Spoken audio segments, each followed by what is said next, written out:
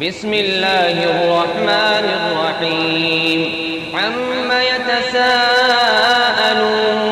عن النبأ العظيم الذي هم فيه مختلفون كلا سيعلمون ثم كلا سيعلمون ألم نجعل الأرض مهادا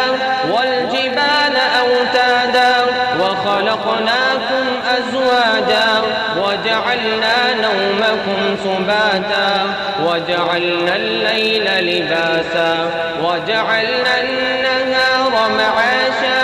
وبنينا فوقكم سبعا شدادا وجعلنا سراجا وهاجا وأنزلنا من المعصرات ماء ثجاجا لنخرج به حبا ونباتا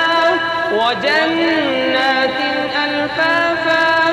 إن يوم الفصل كان ميقاتا يوم ينفخ في الصور فتأتون أفواجا وفتحت السماء فكانت أبوابا وسيرت الجبال فكانت سرابا إن جهنم كانت مرصادا للطاغين مآبا لابثين فيها أحقابا لا يذوقون فيها بردا ولا شرابا إلا حميما وغساقا جزاء وفاقا إنهم كانوا لا يرجون حسابا وكذبوا بآياتنا كذابا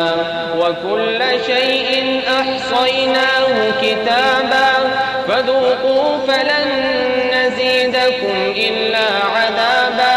إن للمتقين مفازا حدائق وأعنابا وكواعب أترابا وكأسا دهاقا لا يسمعون فيها لغوا ولا كذابا جزاء من ربك عطاء حسابا رب السماوات والأرض وما بينهما الرحمن لا يملكون منه خطابا يوم يقوم الروح والملائكة صفا لا يتكلمون إلا من أذن له الرحمن وقال صوابا ذلك اليوم الحق فمن شاء اتخذ إلى ربه مآبا إنا أنذرناكم عذابا قريبا يوم ينظر المرء ما قدمت يداه